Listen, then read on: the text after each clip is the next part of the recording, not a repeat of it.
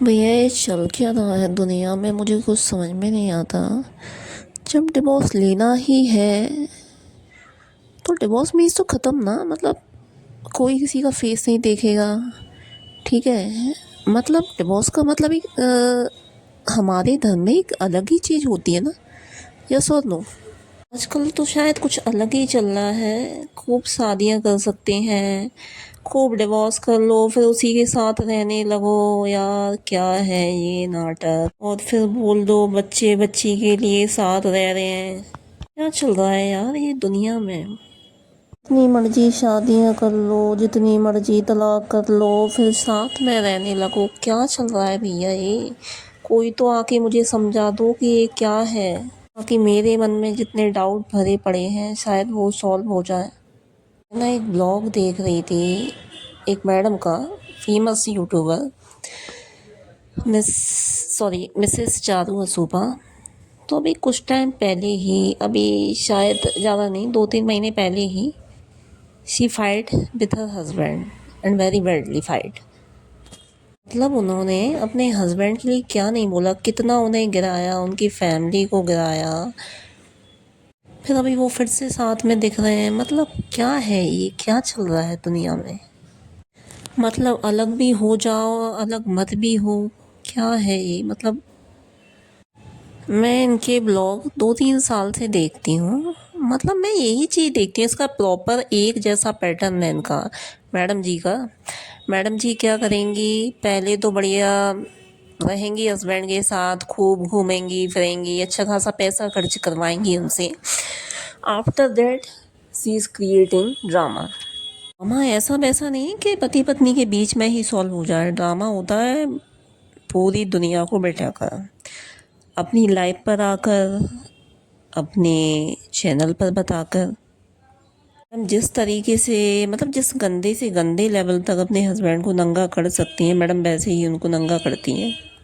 उसके बाद मैडम के अंदर फिर कोई जिज्ञासा सी जागृत होती है। मैडम फिर अपने हस्बैंड के सबको साथ रहती हैं, बुलाती हैं, उनके साथ टाइम स्पेंड करती हैं, साथ ट्रिप बनाती हैं। मतलब whatever she can do, she do each and everything. फिर उसके बाद मैडम लड़ती हैं, वही फाइट उनका। मतलब मैं 2 साल से देख रही हूँ, मैं उनको, मैं 2 साल से सेम पैटर्न नहीं देख रही हूँ। मेरा कहना ये है, पर्सनली मानना ये है, एक बार जिससे अलग हुए तो उसकी शक्ल क्यों देखनी है भैया, बार बार क्यों देखनी होती है तुम्हें? अभी भी तुम्हें अपने चैनल को हाई की करना होगा, इसलिए तुमने उसे बुला लिया, बढ़िया उसके साथ सेलिब्रेशन चल रहा है तुम्हारा, क्योंकि तुम्हें चाहिए। अब वो ग्रोथ तुम्हें ऐसे तो मिलती नहीं है। अभी तुम इतने दिन से ब्लॉग बना रही हो, उसके ब्लॉग तुम्हारे व्यू भी कम जा रहे हैं, बट दे दिया सबको मौका बोलने का। चाहती हूँ तुम्हारी बात होती रहे, इसलिए तुम चर्चाओं में बनी रहो। इसके लिए तुम्हें कुछ भी करना पड़े, तुम कर रही हो। हाँ, अच्छी खासी फैमिली से होके तुम ये सब कर रहे हो, तुमको शोभा दे रहा है? ऐसी हो तो इतनी आइडियल पर्सनालिटी बनाती क्यों? अभी मैं बता रही हूँ, तुम्हारा जनवरी फरवरी में तुम्हारा ये लड़ाई झगड़ा फिर स्टार्ट होगा।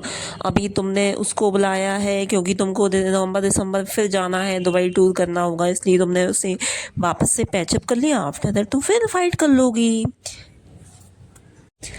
मेरा एक कहना ये है कि क्यों करती हो भैया ये सब, क्यों करना है तुम्हें ये सब? हाँ, अपने पति को नीचा दिखा दिखा के कितना पैसा कमा लोगी? हाँ, डिवोर्स मतलब डिवोर्स मत रहो ना। हाँ, अगर बेटी बेटी का कहती हूँ कि मेरी बेटी की वजह से साथ रह रही हूँ, बेटी की वजह से साथ, तो बेटी को ही मिलने भेजो ना। तुम क्यों से अपने साथ बुलाती हो? सबसे तारीफें बटोर रही हो, तुम्हारे कमेंट सेक्शन में देखो, अरे चारू जी आप कितनी साइनो। कोई नहीं जानता था तुम्हें, 1-2 सीरियल भी मिले हैं उसमें तुम्हें मेन कैरेक्टर नहीं मिला, ना जाने कौन सा कैरेक्टर होता था जहाँ तुम्हें ढूंढे ढूंढे ढूंढना पड़ता था, तब तुम जाके मिलती थी। अब तुम्हें जिन लोगों की वजह से पहचान मिली, थोड़ी उनकी रिस्पेक्ट करो। और तुम जिनकी वजह से खा रही हो पी रही हो, तो वो सब उनकी वजह से है। सुष्मिता सेन की वजह से है, राजीव सेन की वजह से, उनकी वजह से तुम्हें लोग जानते हैं भैया। थोड़ा बदलो अपने आप को, तुम्हें ज़रूरत है।